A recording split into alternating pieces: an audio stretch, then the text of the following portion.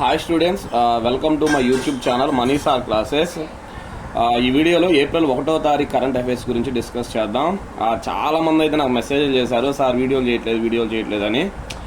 గొంతు బాగాలేదన్నమాట, throat infection వచ్చి వీడియోలు చేయలేకపోతున్నాను. ఎందుకంటే నేను ఆల్రెడీ బయట ఇన్స్టిట్యూట్స్లో క్లాసులు చెప్తా, అక్కడ చెప్పి మళ్ళీ వీడియో కోసం చెప్పి గొంతు అనేది కొంచెం ప్రాబ్లం అయింది, అందుకే ఆపాను. నో ప్రాబ్లం, నేను ఆల్రెడీ అన్ని కరెంట్ అఫైర్స్ తయారు చేసి పీడిఎఫ్స్ పెడుతున్నా, వీడియోస్ ఒక్కటే లేట్ అనమాట. చూడండి, నెక్స్ట్ ఏప్రిల్ 2వ తారీఖు అయిపోయింది, 3వ తారీఖు అనమాట, 3వ తారీఖు అయిపోయింది, 4వ తారీఖు కూడా అయిపోయింది. ఓకే, సో డైలీ 2 కానీ 3 కానీ వీడియోస్ పెట్టేస్తా, మ్యాక్సిమం 3 డేస్లో అయితే కవర్ చేసేస్తాను అనమాట. ఓకే, ఇంకా ఆలస్యం చేయకుండా మనం వీడియోలోకి అయితే వెళ్ళిపోవాలి. ఓకే, ఫస్ట్ బిట్ చూడండి, ఉత్కల్ దివాస్ను ఏ రోజున జరుపుకుంటారు? అదోనా, ఉత్కల్ దివాస్ను ఏ రోజున జరుపుకుంటారు అంటే ఏప్రిల్ 1వ తారీఖున జరుపుకుంటారు. ఇప్పుడు ఏప్రిల్ 1.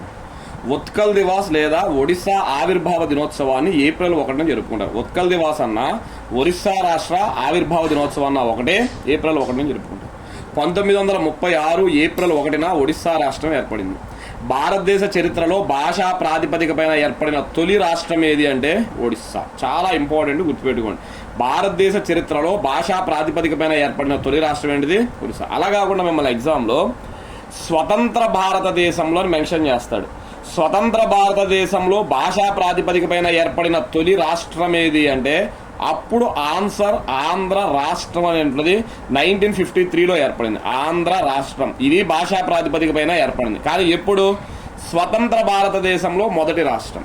అసలు స్వతంత్రానికి ముందు భారతదేశ చరిత్రలో భాషా ప్రాతిపదికపైన ఏర్పడిన తొలి రాష్ట్రం ఏది అంటే ఒరిస్సా. ఒరిస్సా రాష్ట్ర ఏర్పాటులో కీలక పాత్ర పోషించిన వ్యక్తి ఎవరు అంటే మధుసూదన్ దాస్ అంటారు. ఆయన పేరు ఏంటిది? మధుసూదన్ దాస్. మధుసూదన్ దాస్ను ఒడిశా గౌరవ్ అని పిలుస్తారు. ఈయనకున్న బిరుదు అనమాట ఇది. మధుసూదన్ దాస్ని ఒరిస్సా గౌరవ్ అని పిలుస్తారన్నమాట. ఒరిస్సా ప్రస్తుత ముఖ్యమంత్రి ఎవరు అంటే మోహన్ చరణ్ మాఝీ అంటారు. ఒరిస్సా ప్రస్తుత గవర్నర్ ఎవరు అంటే హరిబాబు కంబంపాటి అంటారు, మన తెలుగు ఆయన. ఒరిస్సా రాజధాని ఏది అంటే భువనేశ్వర్. ఒరిస్సా హైకోర్టు ఎక్కడుంది అంటే కటక్. ఒడిశా హైకోర్టు ప్రధాన న్యాయమూర్తి ఎవరు అంటే జస్టిస్ హరీష్ టాండన్ అంటారు. జస్టిస్ హరీష్ టాండన్ అన్నమాట. ఓకే, నెక్స్ట్ ఆ తర్వాత చూడండి, ఆ రెండో బిట్. ఆర్బీఐ వ్యవస్థాపక దినోత్సవం ఏ రోజున? ఏప్రిల్ 1న ఆర్బీఐ ఫార్మేషన్ డే జరుపుకుంటాం. ఆర్బీఐ యాక్ట్ 1934 ప్రకారం ఆర్బీఐను ముంబై కేంద్రకంగా 1935 ఏప్రిల్ 1న ఏర్పాటు చేశారు. ఇది ఇంపార్టెంట్. ఆర్బీఐను ఎప్పుడు ఏర్పాటు చేశారు? 1935 ఏప్రిల్ 1. ప్రధాన కార్యాలయం ఎక్కడుంది? ముంబై. ఆర్బీఐ అనేది 1935లో ఏర్పడింది. ఏ చట్టం ప్రకారం ఏర్పడింది అంటే ఆర్బీఐ యాక్ట్ అంటారు. 1934లో చట్టం చేశారు, 35లో ఆర్బీఐ ఏర్పడింది. ఎందుకు అసలు ఆర్బీఐ అంటే ఏంటి? రిజర్వ్ బ్యాంక్ ఆఫ్ ఇండియా అంటారు. 1949 జనవరి 1న, ఇది కూడా ఇంపార్టెంట్, 1949 జనవరి 1న ఆర్బీఐను జాతీయం చేయడం జరిగింది. జాతీయం అంటే నేషనలైజ్, అదవుతుందా? నేషనలైజ్డ్ చేశారనమాట. అండర్టేకింగ్ బై గవర్నమెంట్, అదవుతుందా? భారత ప్రభుత్వం తన ఆధీనంలోకి తీసుకుంది 1949 జనవరి 1. ఆర్బీఐలో మొత్తం 21 మంది సెంట్రల్ బోర్డ్ ఆఫ్ డైరెక్టర్స్ ఉంటారంట. మొత్తం ఎంతమంది ఉంటారు? 21 మంది ఉంటారు. చూడండి, దీంట్లో ఒక గవర్నర్, ఆర్బీఐ గవర్నర్ అంటారు. చూడండి, ఇక్కడ 1 అని ఇచ్చా, ఆర్బీఐ గవర్నర్. 4 డిప్యూటీ గవర్నర్లు ఉంటారు. 2 ఆర్థిక శాఖ ప్రతినిధులు ఉంటారు. 2 ఆర్థిక శాఖ ప్రతినిధులు అంట. ఆర్థిక వ్యవహారాల సెక్రటరీ, విత్త సేవల సెక్రటరీ అని ఉంటారు. నెక్స్ట్ 10 మంది ప్రభుత్వం నియమించిన డైరెక్టర్లు. ప్రభుత్వం 10 మందిని నియమించిందంట. ప్రాంతీయ బోర్డులకు ప్రార్థించడం వహించే 4 డైరెక్టర్లు ఉంటారు. ప్రాతినిధ్యం వహించే, ఇక్కడ అదవుతుందా? ఇక్కడ తప్పుపడిందిలే కానీ ప్రాతినిధ్యం. ప్రాంతీయ బోర్డులకి ప్రాతినిధ్యం వహించే 4 డైరెక్టర్లు ఉంటారు. చూడండి, ఇక్కడ 10+4 14, 14+2 16, 16+4 20, 21, 20+1 21. టోటల్గా ఎంతమంది వచ్చారు? 21 మంది వచ్చారు. ఆర్బీఐ మొట్టమొదటి గవర్నర్ ఎవరు అంటే ఓ స్మిత్ అంటారు, ఆయన పేరు అదవుతుందా? వస్బర్న్ స్మిత్ అంటారు అనమాట. 1935 to 37 చేశారు. ఆర్బీఐకు మొదటి భారతీయ గవర్నర్, ఈయన ఇండియన్ కాదు, అదవుతుందా? మరి ఆర్బీఐకు మొదటి భారతీయ గవర్నర్ ఎవరంటే సిడి దేశ్ముఖ్, 1944 to 49. ఆర్బీఐ ప్రస్తుత గవర్నర్ లేదా ఆర్బీఐ ప్రస్తుతం ఉన్న ఆయన 26వ ఆయన అనమాట. ఎవరు అంటే సంజయ్ మల్హోత్రా. ఇది ఆర్బీఐకి సంబంధించినటువంటి కొన్ని ఇంపార్టెంట్ పాయింట్స్ అన్నమాట. ఓకే, నెక్స్ట్ దాని తర్వాత చూడండి, 3వ బిట్. భారతదేశంలో ఎల్పీజీని అత్యధికంగా వినియోగించుకునే రాష్ట్రం ఏది? ఉత్తరప్రదేశ్ అనమాట. ఎల్పిజి అదవుతుందా. ఉత్తరప్రదేశ్లో అధిక జనాభా ఉండడం మరియు ప్రధానమంత్రి ఉజ్వల యోజన వంటి ప్రభుత్వ పథకాల విస్తృతి వలన ఉత్తరప్రదేశ్ ఎల్పిజిని అత్యధికంగా ఉపయోగించుకోండి. ప్రస్తుతం ఇదే కదా భారతదేశంలో ప్రధాన సమస్య, ఎల్పిజి గ్యాస్లే కదా. ఆ ఎల్పిజిని ఎక్కువగా ఉపయోగించుకుంటున్న రాష్ట్రం ఏది అంటే ఉత్తరప్రదేశ్. రాష్ట్రంలో ఏ రాష్ట్రం? ఉత్తరప్రదేశ్ రాష్ట్రంలో 4.87 కోట్లకు పైగా క్రియాశీలక ఎల్పిజి వినియోగదారులు ఉన్నారు. అదవునా. ఎల్పిజి వినియోగంలో టాప్ 4 స్టేట్స్ గుర్తుపెట్టుకోండి. ఎల్పిజి గ్యాస్లను అత్యధికంగా ఉపయోగిస్తున్నటువంటి రాష్ట్రం ఏది అంటే ఉత్తరప్రదేశ్. ఉత్తరప్రదేశ్ తర్వాత రెండవ రాష్ట్రం ఏది అంటే మహారాష్ట్ర. మహారాష్ట్ర తర్వాత మూడవ రాష్ట్రం ఏది అంటే వెస్ట్ బెంగాల్. వెస్ట్ బెంగాల్ తర్వాత 4వ రాష్ట్రం ఏది అంటే తమిళనాడు.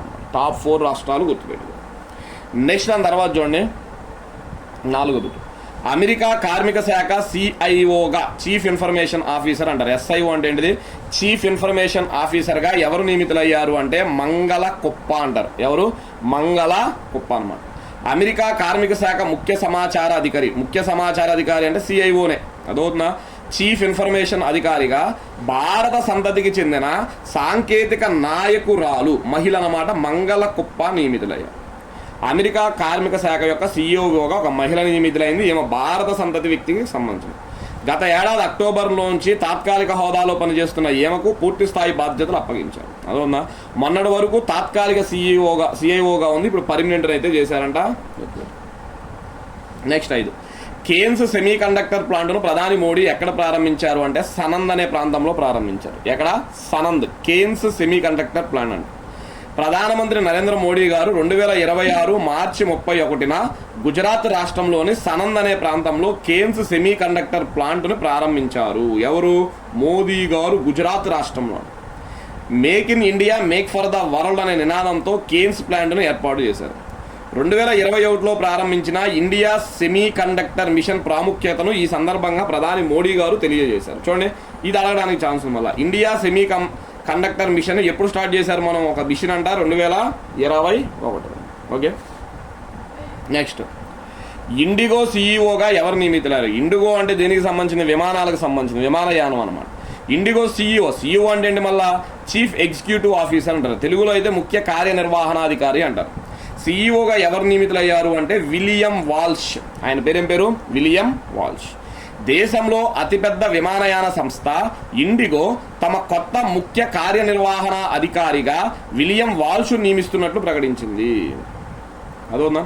నెక్స్ట్ ప్రస్తుతం ఆయన international air transport association IATA అంటారు. ఇంటర్నేషనల్ ఎయిర్ ట్రాన్స్పోర్ట్ అసోసియేషన్ చీఫ్గా వ్యవహరిస్తున్నారు. విలియం వాల్ష్ అంట ప్రస్తుతం IATAకి చీఫ్గా ఉన్నారంట.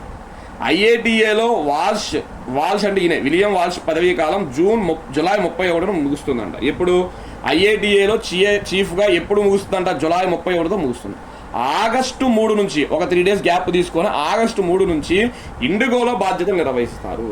చూడండి, ఇండిగో CEO ఈయనే నియమించారు, కానీ ఎప్పటి నుండి బాధ్యతలు తీసుకుంటాడంట? ఆగస్టు నుంచి. గత ఏడాది డిసెంబర్లో ఇండికా కార్యకలాపాల్లో తీవ్ర అంతరాయాలు చోటు చేసుకున్న నేపథ్యంలో సంస్థ CEO బాధ్యతల నుంచి పీటర్ ఎల్బర్స్ వైదొలిగారు. చూడండి, మొన్న మనకి డిసెంబర్లో ఈ ఇండిగో ఫ్లైట్లు ఆగిపోయి చాలా మంది విమానాశ్రయాల్లో గొడవలు చేశారనమాట. అదవుతుందా. సో దాని CEO పీటర్ ఎల్బర్స్ గారు వైదొలగడం అయితే జరిగింది. నెక్స్ట్ 7 ఏ రాష్ట్రంలోని పూజారికి 178 ఏళ్ల జైలు శిక్ష పడి వార్తల్లో నిలిచాడు? అదవుతుందా. ఏ రాష్ట్రంలోని పూజారికి 178 ఏళ్ల జైలు శిక్ష చేశారంట? పూజారికి. ఏ రాష్ట్రం అంటే తమిళనాడు రాష్ట్రం. తమిళనాడులోని శివగంగై కోర్టు 178 ఏళ్ళు శిక్ష ఒక పూజారికి విధించింది. శివగంగై సమీపం చోళపురానికి చెందిన పెరియార్ స్వామి ఆలయంలో పూజారిగా పనిచేశాడు. 2004లో ఆలయానికి వచ్చిన 2 బాలురు ఒక బాలికను బెదిరించి అత్యాచారానికి పాల్పడ్డాడు అన్నమాట. అదవుతుందా. అత్యాచారానికైతే చూడండి, గుడికి వచ్చినటువంటి 2 బాలురుని ఒక బాలికని ఈయన అత్యాచారం చేశాడంట. అదవుతుందా. ఈ కేసు విచారణ చేపట్టిన శివగంగై పోక్సో కోర్టు మార్చి 31న తుది తీర్పును వెల్లడించింది. 31న వెల్లడించింది. మనకి నెక్స్ట్ రోజు 1వ తారీఖు పేపర్లో వచ్చిందన్నమాట. అదవుతుందా. సో ఇది కూడా మనకి చాలా ఇంపార్టెంట్ బిట్ అన్నమాట. నెక్స్ట్ దాని తర్వాత చూడండి 8 2025 సంవత్సరానికి గాను ఆసియా ఉత్తమ పురుష స్క్వాష్ ప్లేయర్, చూడండి స్క్వాష్ అనేది కూడా గేమ్ అనమాట, స్క్వాష్ ప్లేయర్గా ఎవరు ఎంపిక అయ్యారు చూడండి. 2025 సంవత్సరానికి best squash player in Asia అనమాట. అది కూడా మెన్స్ విభాగంలో ఎవరు అంటే అభయ్ సింగ్ అంటారు. ఆయన పేరు ఏం పేరు? అభయ్ సింగ్.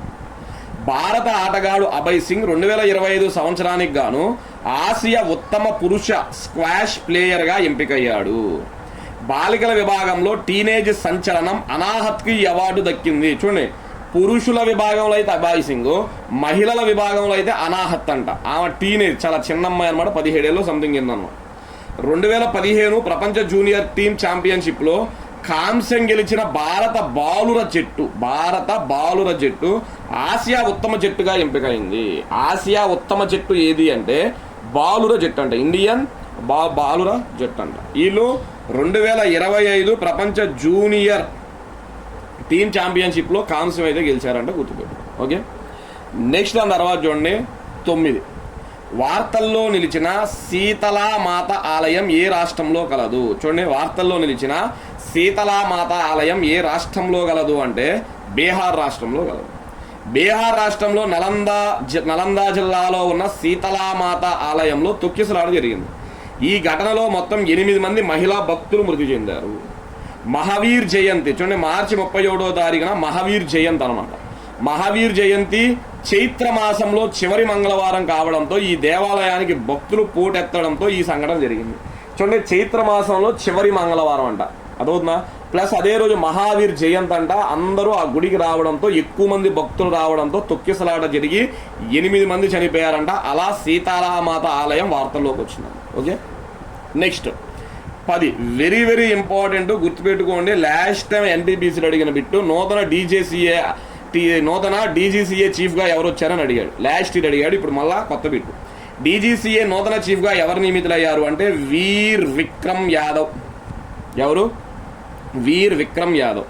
డీజీసీఏ అంటే ఏంటి? Directorate general of civil aviation అంటారు. డీజీసీఏ అంటే ఏంటిది? Directorate general of civil aviation అంటారు అన్నమాట. ప్రస్తుత chief Fayaz Ahmed Kidwai. Last time అడిగింది ఈ బిట్టే. డీజీసీఏగా 2025 జనవరిలో ఎవరు బాధ్యతలు చేపట్టారని అడిగాడు. ఆయన పేరు ఫయాజ్ అహ్మద్ కిద్వాయ్ అనమాట.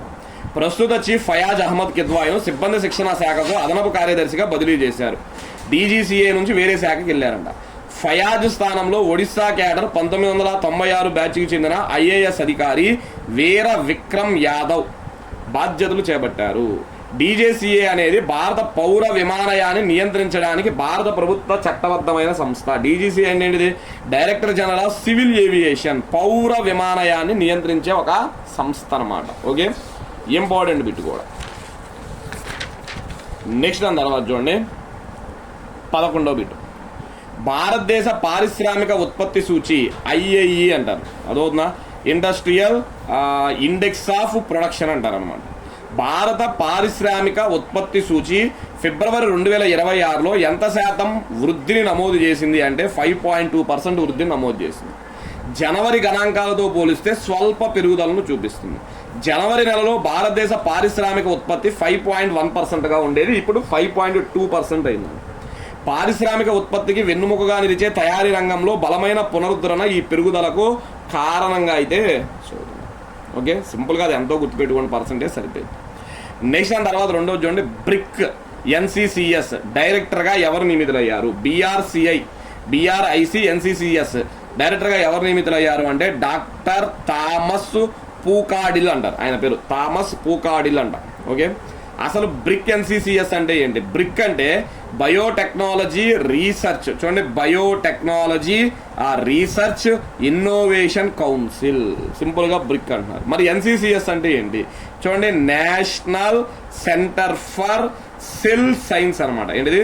Cell science. సెల్ అంటే మనకి జీవకణాలు అంటాం కదా, దానికి సంబంధించిన సంస్థ.